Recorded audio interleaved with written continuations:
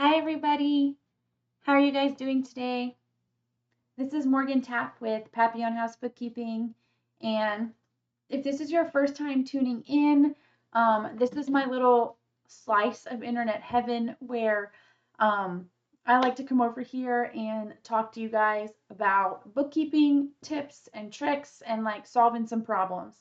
I own Papillon House Bookkeeping, where we do professional bookkeeping for small businesses, architects, attorneys. That's kind of our wheelhouse, our specialty, if you will. But we help everybody. So like I said, I like to come over here and give you guys tips and tricks, whatever's going on in the office, whatever my clients are struggling with. I want to help. So today I want to dive into probably the hardest, biggest complaint, eyesore of QuickBooks. We use QuickBooks Online. That's our go-to accounting software. And I would say 80% of the time when I have a cleanup job, someone calls me and says, I'm pretty sure my books are a mess. Um, 80 to 90% of the time, it is because of invoicing. Did I mention we like to have fun over here? We do. I like to make bookkeeping less tedious, less dry, less boring. So I basically come over here and act like a goofball while also trying to explain to you guys some stuff about bookkeeping and running a business. As far as finances go, okay, I'm not telling anybody I'm not a business coach, but I am a bookkeeper and I like to have fun with it. So, invoicing. Seriously, the biggest headache in QuickBooks. And here's why.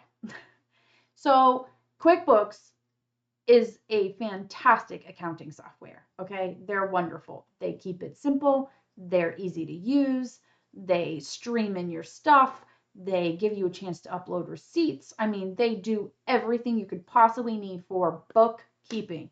All right, when I say bookkeeping, I mean recording your transactions that come from the bank. I'm talking basic bookkeeping, data records, or data recording. I swear, I'm not done. So, however, it tries in its wonderful little QuickBooks heart to give all of you business owners, what you truly actually want, which is more than what we need. Okay, so we need bookkeeping. We want job costing. We want to record our AR and our AP. Now, don't hate me because yes, I am aware that AR and AP needs to go on the balance sheet as far as bookkeeping goes. But it could have just allowed you to input your invoices. It did not need to try to allow you to make payments and receive payments and make invoices and just run an entire company on QuickBooks. Okay. Now, I love that they did it. I'm not bashing QuickBooks. We are talking about why it's hard. Okay. We are not talking about whether it's a good software or not. All right. And it's hard because in order to maintain its kind of checks and balances that it put in order to be a good bookkeeping software, it requires you to do a lot of steps in order to like follow the bouncing ball or, a workflow as we call it. So, and if you mess up one little thing, it is connected to the books. So if you mess up this invoice for $100 over here, well, it's tied to this $100 transaction over there. And it's really hard to untangle them. It becomes like a whole ball of yarn like this, especially for a lot of my clients whose transactions are repetitive, whose payments are repetitive. So you get you get 10 people who make $500 payments every month. And if you mess it up, you have no way of knowing which $500 payment went to which client. So I'm going to give you the basics of invoicing. All right. So that's kind of a 4-step process. Okay. Maybe 5 if you count your client, then it's 5. So you get a customer, right? You have a client. You're going to enter them in as a customer. So we're going to say John Smith. Okay. John Smith is my customer, and I put him in there. Now I need to make an invoice. Now, hopefully you've put in all of John Smith's information under his customer profile. So when you click the drop-down menu of customer, he pops right up, and his email's there, his address is there, his phone number is there. Every single thing, every ounce of pertinent information is there for him. Okay? So you're going to create your invoice. You're going to have your products and services. What are you doing? Okay, billable hours, however much money you charge. Subcontractors or design, phase 1, design, whatever you charge. Okay, now, see, this is why it's so hard because I can't just say 1, 2, 3, 4. I have to explain everything. Products and services. You want to have them mapped to an income account or an expense account, as it may be. Items are for inventory, categories are for categories. Here's what it is. They're going to be mapped to a revenue account. Remember, everything that you pull in from an invoice, you're getting paid. It's AR, accounts receivable. So it's all income. I didn't mean to say expense. Sorry, my bad.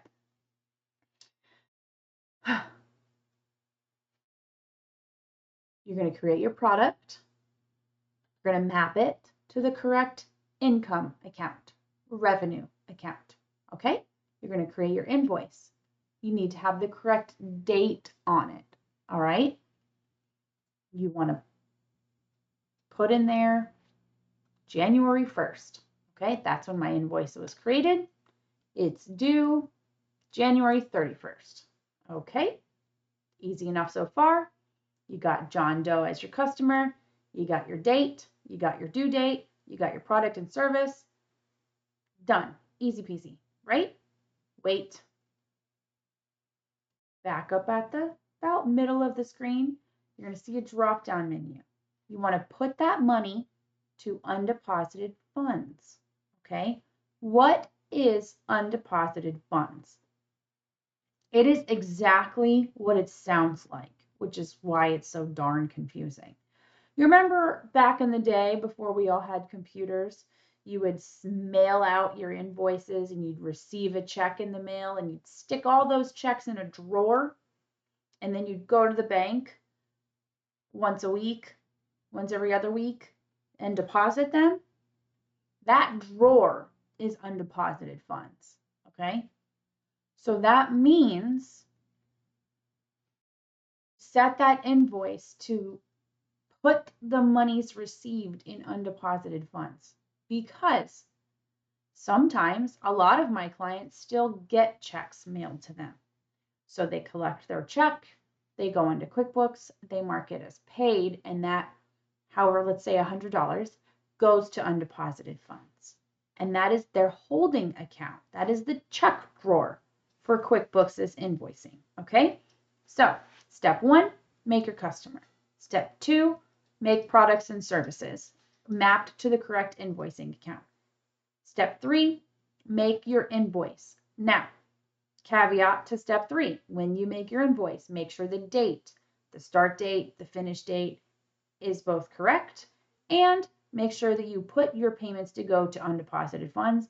Click Save and Close, and you're done. You have now made an invoice. Yay! All right, now that invoice has been paid, okay? Now, let's say you send the invoice in actuality through your job costing software, okay? And you take payments somewhere else. Now, you've made a payment. It's January 1st. That's when you send it off. You get the payment January 3rd. You log into QuickBooks January 5th and mark it paid. Here's where people mess up. Did you hear what I said? January 1st, January 3rd, January 5th. When you log in to QuickBooks and you pull up John Doe's or John Smith's invoice, you want to mark it as paid and change the date to January 3rd. Even though now it's January 5th, here's why. You got that payment on January 3rd. Well, it's probably hitting your bank like the 5th or the 6th, right? If you don't change the date and you leave it as the 5th or the 6th or whenever you logged in, when you go to match the payment, your payment in the bank is going to be on or after when you marked it as paid on QuickBooks. If the dates don't go in sequential increasing order, QuickBooks will not recognize your payment. And that sounds really silly, it sounds really dumb, it sounds really obvious, but I can tell you that when you're doing like multiple invoices in a day, because today is your billing day, you are going to forget to change that date. And if you're behind, like, okay, January 1st, you got all these checks on like the 3rd, the 4th, the 2nd, the 5th, the 7th, whatever. And you're like, ah, crap, I got to log into QuickBooks and do my billing. Well, now it's like the 15th, okay? Everything's late as far as QuickBooks is concerned, but you've got all your money, so you're not even worried about it. In fact, you already went to the bank, so the money's in the account. You're just keeping good books, right? If you don't change that date, you're not keeping good books because now you've started that whole ball of yarn rat's nest thing that I talked about at the beginning. So, step 2, change the date, mark it as paid. Try to keep your dates as accurate as possible, okay? That's step 2. Step 3, make a deposit. So you remember, like I said, all those checks? Well, all of those digital checks are now sitting in undeposited funds, which is great because the 5 or 6 checks that you had that you took to the bank or the payments that you received from your third-party software or whatever are now right there for you. Just check them. I got this one, this one, this one, this one, and this one. Hooray! And deposit. Now, but Morgan, I take my payments through Stripe and they take out a fee. You are right, they do, those jerks. So when you make that deposit, let's say you have $10 in Stripe fees. At the bottom of your screen, you just put the date, select your category of Stripe fees, and on the other side, put a negative $10 because you're taking it out of your deposit, right? Because Stripe or whomever already took it from you. So it's not really a part of your money anymore, but you don't want to change your invoice because that alters your revenue. And we want to know how much money we made, not how much money we collected after all the credit card processing companies took their fees out. That's different, right? So step 1, make your customer. Step 2, make your products and services. Step 3, make your invoice with all of my caveats, dates, undeposited funds. Step 4, pay the invoice, caveats, change your dates to reflect accurately. Step 5, make your deposit. At the bottom, take away any Stripe fees or anything like that. Now, step 6, final step, you're going to go to the banking screen, completely separate from your invoicing screen.